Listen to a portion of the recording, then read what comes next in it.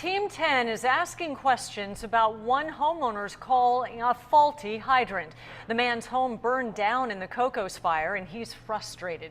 He partly blames his water district. Team 10 troubleshooter Kristen Severance went straight to the water district and fire department in charge of that area to get some answers. Yeah, you may remember this man. He was blaming the water district, blaming the fire department. So this is the fire hydrant in question.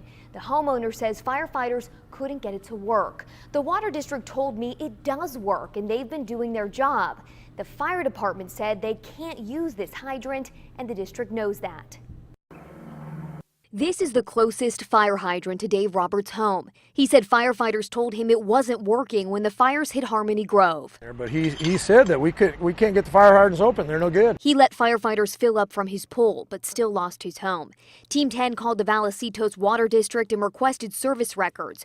General Manager Dave Lamb said the hydrant was working. Here's a picture his crew took Tuesday after testing it. And they did turn the valve and the fire hydrant did operate normally. Lamb told me that this fire hydrant is in the Vallecito's Water District, but they don't maintain anything above the ground. He said they make sure everything you can't see is working, like the lines beneath my feet leading up to it. Records show it was serviced in January of 2014. He did in fact operate the valve 2 times within the last 4 years. Lamb said it's up to the fire departments to make sure the hydrants above ground are working. Then the fire department or the city that's responsible for fire, they would actually replace and maintain the fire hydrant itself. There are 3,000 fire hydrants in the 45-mile area water district. He said that's their agreement with Escondido, San Marcos, and Vista.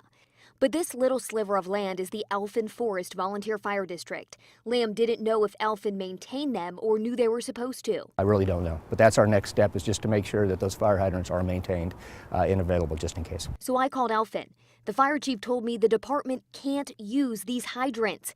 He said they're too high pressure and the firefighters don't have the equipment to open them. He said Vallecito's knew of this issue.